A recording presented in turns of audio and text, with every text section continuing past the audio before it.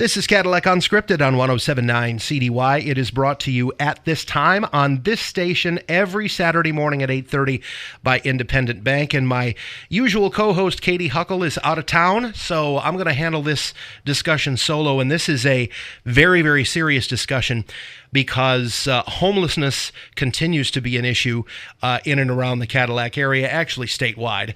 But for these purposes, we're going to be talking about in and around the Cadillac area, and we have two guys who are boots on the ground when it comes to that. Chris Crawley is the executive director of the New Hope Center in Cadillac, and Mike Horlocker is the pastor of First Presbyterian Church in Cadillac. And fellas, welcome. Thank you for being here. Yeah, thank you for having us this morning. Thank you. Homeless Awareness Month is in the month of November. And there are a lot of things coming up really within about a week span, about a 7-day span, that people need to be aware of. So why don't we start there, and then we will we'll see where it goes from there. So who wants to begin? Well, I can start off with that. On November 6th, we're going to have a homeless awareness walk starting at the New Hope Center at 6 o'clock. So if people could start showing up like around 5:45, we'll get started at 6 o'clock. We'll walk down to the Cadillac Library. We'll have a guest speaker there. I believe Nicole Johnson from NMCAA is going to be speaking there about some statistics and things that are going on in Wexford, Missaukee County with those individuals experiencing homelessness. At that point, we'll be taking the Wex Express around to Love Inc., Salvation Army, and DHHS to kind of give people a feel on what it's like for those experiencing homelessness when they have to go around and get certain items. You know, if they need to get their ID, they might have to have the Social Security card in order to get that. If they need to get on food assistance, or maybe they need some assistance with a past utility bill or something like that. Those are the organizations that help out with that. So we want to give them that idea of what it's like. We'll tell them like how real it is in walk time, but we get the courtesy of driving it besides the first part of walking to the library. Once we get back to the center, we'll just say a few words and then have a moment of silence to honor those that have passed away this past year experiencing homelessness. And that is starting at 6 o'clock on November 6th. So I like the fact that you built in a tour of the other nonprofit agencies that help.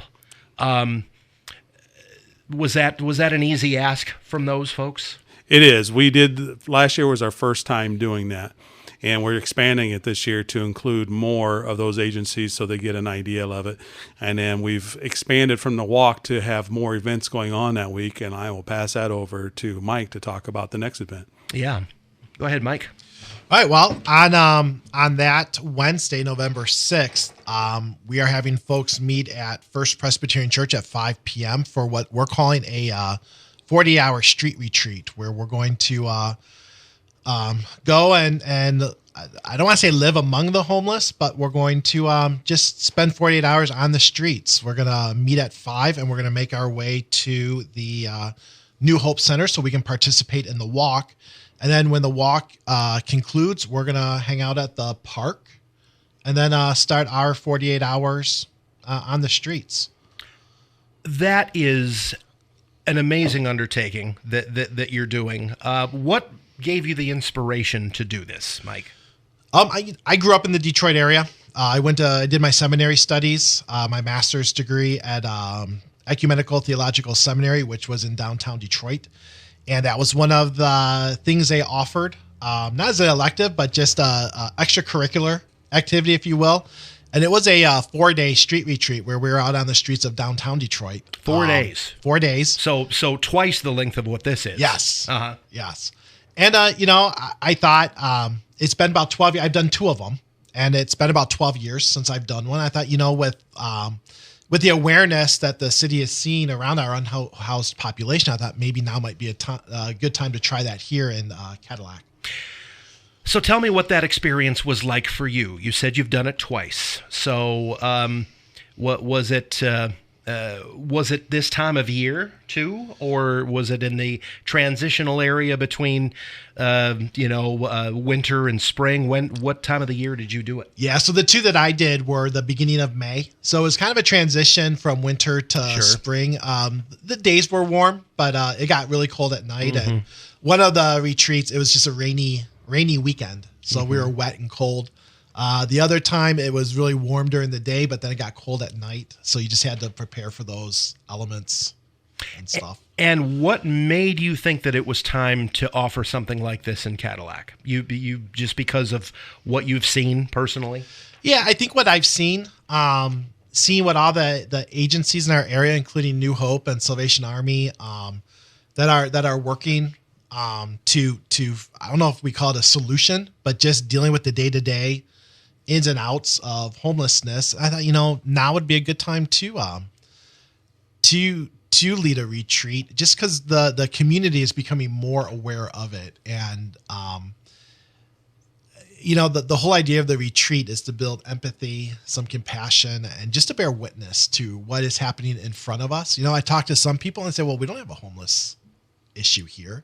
And then others are like, oh my gosh, we're like the center for homelessness up north, which we're not. But so it's just an opportunity to raise some awareness, and just to be present in the moment. That's really the whole idea. Is if you think of what a retreat is, it's to get away from the everyday, and a street retreat is just to make you aware of what is going on right in front of us. You just live in the moment. How do folks register for that? It looks like there's a $200 cost, but all the proceeds are going to go to local agencies like yours that work to end homelessness. Yeah, so no doubt we're going to need to visit some of those agencies because when we meet on Tuesday or Wednesday evening, people can bring a backpack with a change of socks, their cell phones, and a charger and a blanket.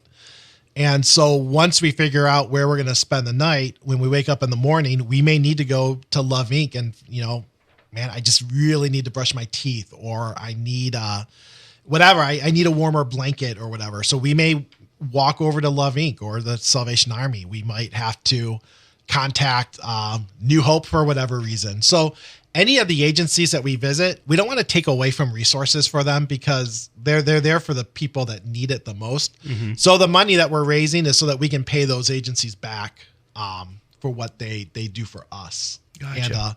And some have said that 200 is pretty steep for a 2-day retreat. So if anybody is interested in doing this, 200 is really more of a suggestion than anything. We're happy to negotiate some type of donation.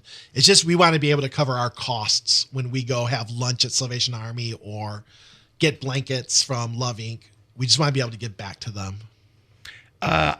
I've got a ton of questions about the state of homelessness in and around the Cadillac area, but I'd like to get through this list of events first before I go there.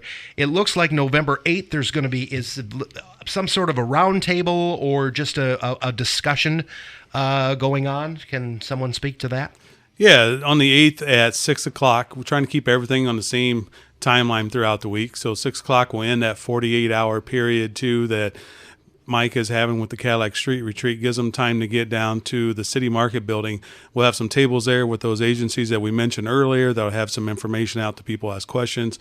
We're going to have chili and hot chocolate available for those that are participating in that, but also to have other people come down and just hear about what's been going on, how we collaborate with one another, and some of those statistics and ways that people can get involved to help end homelessness. That's our overall job. We know that it's never going to end, but how can we make it rare, brief, and one time? Mm-hmm. That's our goal. Mm-hmm. So that's the thing on November 8th, and looking to maybe have someone locally that has maybe have the lived experience that might come out and talk about it. But, those are hard things for people to talk about, and if it's been recently, they may need some time to heal before they want to talk about it publicly. Mm-hmm. Yeah. And then November 12th, there's going to be a screening of a documentary. Yeah, so we're going to wrap up pretty much the Homeless Awareness Week, and it's a screening of Americans with No Address. What has been happening over the last couple of years, Robert Craig Films has went across 20 cities in 18 different states and interviewed over 175 individuals experiencing homelessness and also those agencies that work with them. And what they've done, they put this documentary together to be able to help agencies like ourselves and others to spread the word and the awareness. At the same time, they've come out with a movie. That movie will air on February 28th, coming out on World Homeless Day. So what we have done is teamed up with Robert Craig Films. They have the thing called Big Five. And the Big Five is that whatever money they raise from these 5 things, they have the documentary, they have the movie, they have a soundtrack, they have a book, and there was one other item, I can't remember what it is. Oh, the study guide. That any funds, profits that they get, they're going to split that up with any of the agencies that signed up with it. We've been approved to be one of those agencies. So hence why we're trying to do this screening with the no address, gets it out there first to people. It's a 90-minute thing. It's going to be at First Baptist Church. We'll have some of those same agencies there to kind of do a town hall Q&A afterwards. And just getting that awareness out there. So later in February, we'd like to show, if the movie comes to Cadillac, we'd like to do some type of fundraising event with that to show the awareness that's going on. And it's got some people that are in there. William Baldwin is one of the actors and some other main characters that people would recognize. So this is a big undertaking. Do you recall, Chris, that this level of programming has been done in the past in November for Homelessness Awareness Month? It has not been in Wexford County. Okay, so this is a big deal. Yeah. So now that and I'm going to have you guys review these dates and these times again before we finish up. But so boots on the ground. Is the homelessness problem locally, would you call it overwhelming for those of you who are working it? You know what? I can only go by the experience that I have through my congregation, and we put out we call it a free little pantry. Well, it's now a grab and go pantry, and it's just a little utility box that's outside that we keep stocked with really snack foods. It's for people that are hungry right now, because we have a lot of pantries in our area. It feels like food shouldn't be a shortage with Feeding America and some of the pantries that the churches are doing. But, you know, for the person that can't get to a pantry to get the food that they need for a meal and they're hungry right now, we have like snack foods and stuff that they can go and help themselves to. We are constantly filling this thing. I mean, it is a constant, we fill it one day and it's empty the next. And sure, some people will come with a backpack and just take a lot of it because they just are afraid they're going to be without food. But others do sometimes we just see a steady, you know, every couple hours we see 4 or 5 different people come in and use it. So in that sense, it's overwhelming for a congregation that's trying to do a small piece to provide some comfort. Is that a ministry of your church? It is. It is one of our ministries. How else is that funded? It's funded through donations. The whole idea of the grab and go is that the community could fund it too. It's kind of a take what you need but leave what you don't, so that other people have access to. So we have people in the neighborhood that will leave a bag of food. We go and check, make sure it's not expired and all that kind of stuff. But the community drops off food. We have members of the congregation that they go shopping and they look for sale. Tuna fish is a big thing. We want people to have protein and stuff. So they go and they'll buy some things for the pantry when they're grocery shopping. So it's a combination of the community and the congregation that keep that stocked up. Okay. And Chris, why don't we talk about what your constant needs are at the shelter? What can folks in the community do to keep you well stocked? Well, at this point, it's always money. We're always needing money. You know, we approved a negative budget at the beginning of the year with things knowing that things are tight. Everyone's going through some cutback of some sort. But with our expansion that we did in 2022, you know, we went from helping 30 to 35 individuals up to 55 to 60 individuals. Right now we have 43 individuals in the shelter. It all depends on the dynamics of the family. Just as today before I left, we scheduled a man to come in. So we have 1 bed left in the men's wing and we have 2 in the women, and we have 1 family unit that as soon as it gets cleaned out, that we have another family on the waiting list to come in. And that's, I think, 4 individuals coming in with others on that waiting list. So we can house up to 60 people at one time.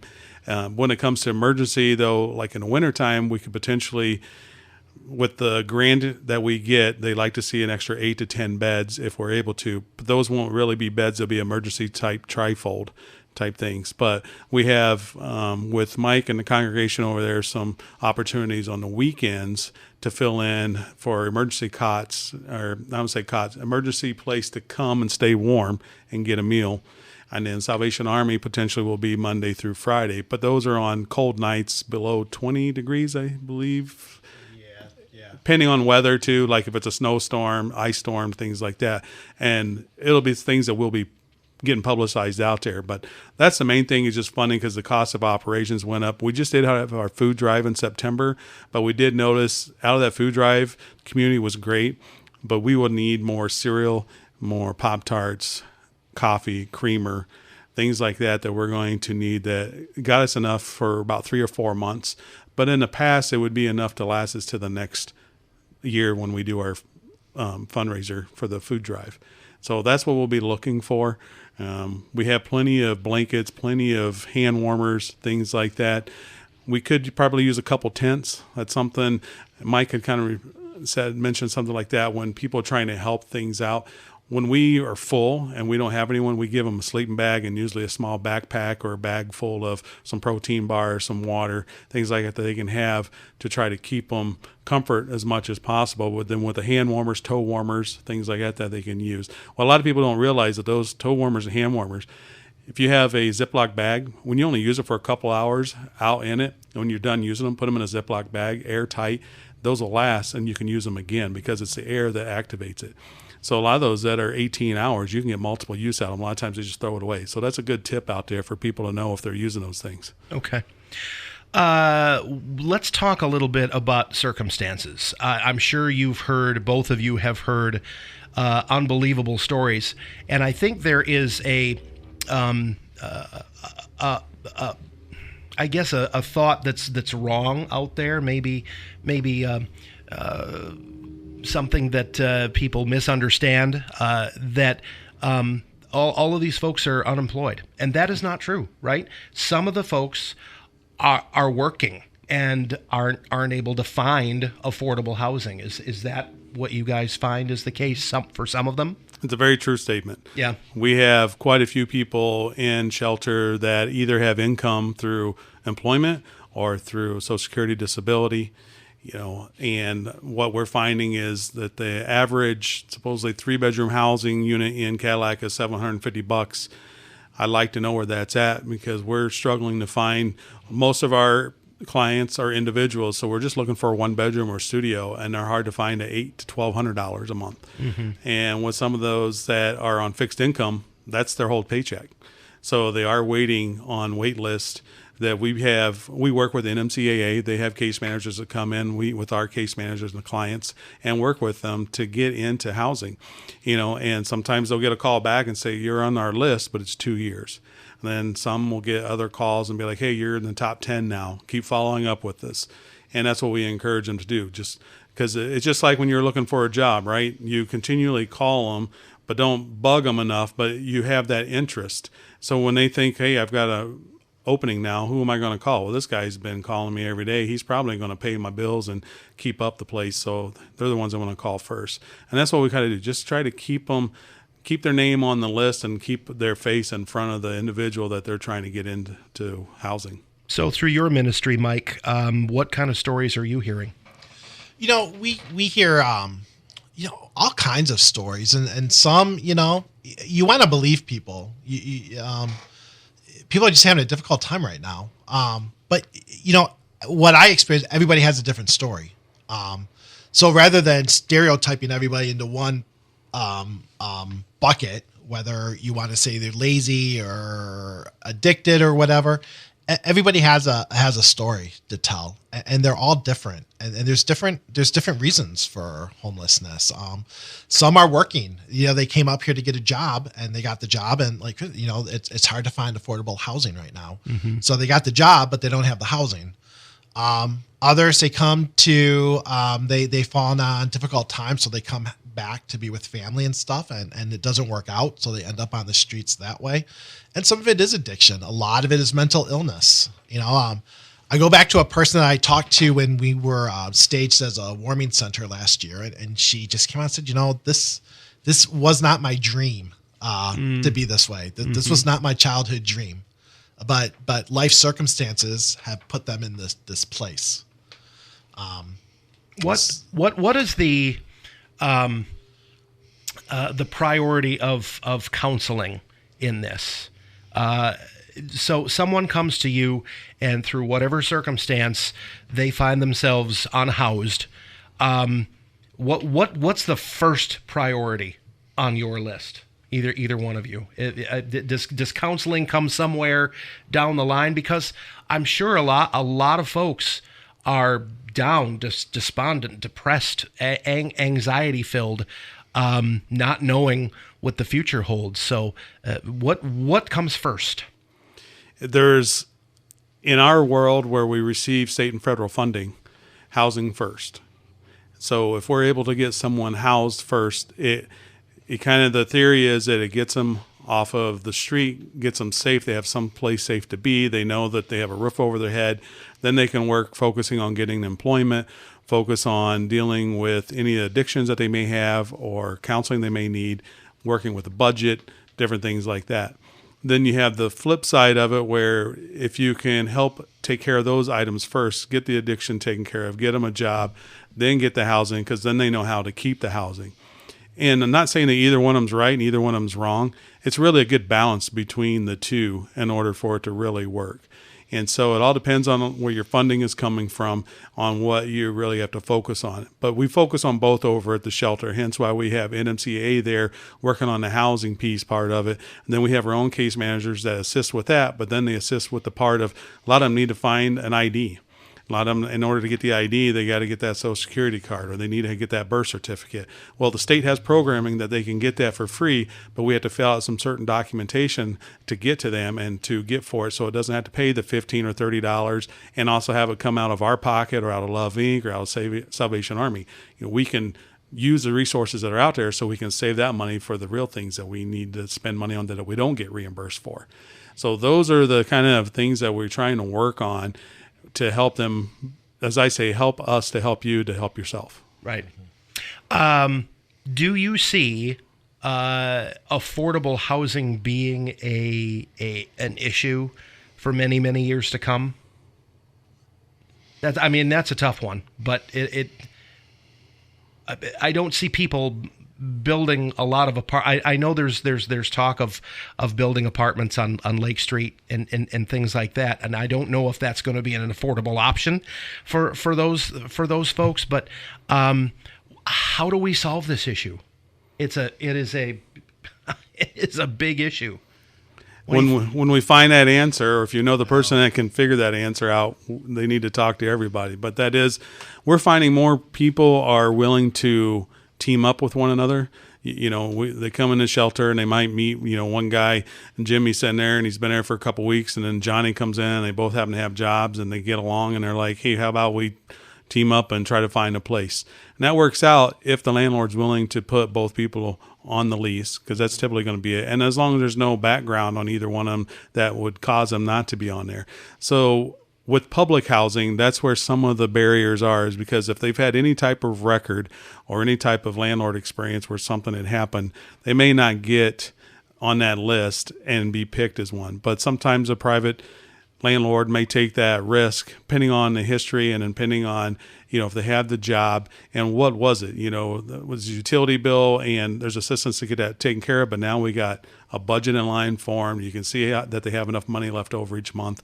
They haven't had a criminal record, or the criminal record was 10 years ago and it was something minor that's not going to really affect the way they live today. We all need grace, right? We all get a second chance. God gives us grace, and that's what we have to do with our clients every day too, is remind ourselves that that's what we're here for. And you're looking for a private landlord with a forgiving spirit, probably. Yes. Yeah.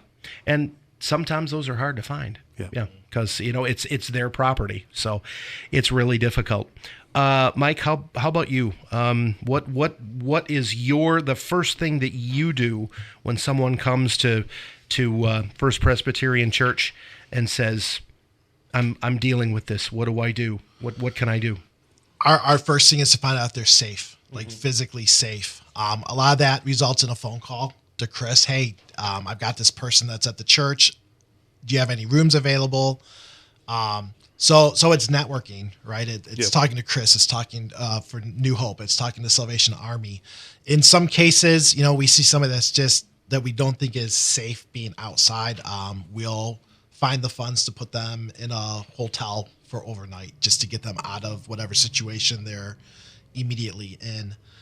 We've done some work with healing private wounds. So when people stop off at the church, it's not a lot. I mean, we don't get a ton of people that are knocking on the doors of the church, but when we do, it just depends on their story of who we call to try to get them assistance. Can one of you speak to the collaboration that goes on between agencies? Here at the bottom of this flyer, I see New Hope Center, I see Love Inc., NMCAA, the Salvation Army, and there's a couple of other logos on here that I can't read. So we have the veterans and then First Presbyterian? Yep. First Salvation Presbyterian Army, NMCAA, Love Inc. Yep, veterans, yep. So there's a lot of collaboration that goes on. I would imagine you all have to work in lockstep with each other. Yeah. Way I usually try to explain it, Rich, is that you have like Love Inc., NMCA, Salvation Army, the churches, that they will assist people beforehand when they're experiencing homelessness. You have New Hope that we help them out while they're experiencing homelessness with the shelter. But then once they leave, those other organizations are still helping them out. On the other side, too, they're also helping people that are not experiencing homeless. They're helping the whole community. Right. Ours mission is just that small piece of the puzzle where they're helping everyone in the community. So that's where the collaboration there is. Like, say, for NMCAA, their goal is they go out to outreach and try to figure out if there's a way to divert people before coming into shelter. Hey, where did you stay last night? I stayed at Grandma's house. Well, why can't you stay at Grandma's house tonight? Well, where she's living at, I'm only allowed to stay for 2 weeks, and I've been there for 2 weeks, so now I have to get out. All right, do you have any other friends or family that can help you go somewhere until we figure something out? Sometimes that works, and sometimes it's a matter of just need some extra income to help for some of the bills, and they might be able to get that assistance. The whole purpose is to divert them from shelter, because once you're in shelter, then it's a week-by-week case. You don't know how long they're going to be there. As long as they're following the rules, getting housing and employment, it's typically, it used to be up to 90 days was the general rule for funding purposes. But then from there, they move on, and then they're still going to need assistance. So if they get a place, then that's where these other organizations step in and be like, hey, okay, you've probably need some resources. If you got an apartment, do you have bedding? Do you have furniture? Do you have cleaning material? And do you know how to do these things, to make a budget? So that's where the rest of it comes in. And Love Inc. right now is doing some classes, and we've teamed up with them too to send clients over there. It's been one of our grants that we received to help build the facility that we're required to do that anyway. So why try to reinvent the wheel when there's other organizations out there doing it? And we've been talking about it for a while, and now it's finally come to fruition where we're able to partner up and do these type of things. And not one of us is trying to outdo the other. It's just all work together to solve the same problem. And go ahead. I was just going to say, a lot of the work that's being done by other organizations like Love Inc. is how do we keep them from becoming homeless, right? So there's a lot of preventative work that's being done. Like, is it if the utility bill doesn't get paid, are they gonna, we're trying to keep the heat on or the propane going and just things so that people don't lose their homes. So we're not adding to that population. Well, we've got about a minute and a half left, so why don't we go over this list of events that people can participate in and heighten their awareness in November during Homeless Awareness Month, starting with 2 events on November 6th. Yeah, so November 6th, the Homeless Awareness Walk, starting at 6 o'clock. You've got the Cadillac Street Retreat starting at 5 over at First Presbyterian Church, and they will join us at 6 o'clock. On the 8th, we'll be ending that 48-hour retreat down at the City Market building with a meal and some more information and hopefully a guest speaker. On the 12th, we'll have the screening over at First Baptist Church starting at 6 o'clock. Doors will open at 5:30. We will have, there is a QR code on the flyer that we have to get a reservation so we can know how many people are coming. And that will end approximately 8 o'clock. We do also have, just to let you know, for Homeless Awareness Month for New Hope Center, Big B on North Mitchell is teamed up with us to do the roundup. So for the month of roundup, they will be contributing to that. So all of you coffee drinkers, latte, and things out there, go out and see them. And so if my drink is $6.37, I have the option to round up the other 63 cents to you. That's correct. That's very generous of them. Doesn't sound like much, but when you do it for the whole month, you'll be surprised what we'll end up with. Yeah, absolutely. Mike, one last question. If somebody would like to participate in the street retreat, how do they get a hold of you? They should contact First Presbyterian Church of Cadillac. The number is 231-775-7111, or they can contact Greg Bach. His information's at the bottom of the flyer here, because we're partnering with the Salvation Army. Greg and I are both leading this retreat. There's a lot of stuff on Facebook out there, so there's an event, so you can register through there. But yeah, any questions, just contact First Presbyterian Church. Captain Greg's number is on here, and I'm sure he wouldn't mind if I gave it, 231-775-7131. He's been on with us a lot since he came to Cadillac, and like you guys, he has a spirit to help. So thank you guys for coming in and telling. Did we cover everything? Is there anything we didn't cover? Well, my contact information for the shelter, again, Chris Crawley, 231-468-2022, or you can always email us at changinglives@newhopecadillac.org. One more time. changinglives@newhopecadillac.org. Homeless Awareness Month is November, starting shortly, and Mike Horlocker, pastor of First Presbyterian Church and the executive director of New Hope Center, Chris Crawley, our guests this morning on Cadillac Unscripted. Thanks, guys. Thank you. Thank you. Join us next week for more local chat here, sponsored by Independent Bank on 107.9 CDY.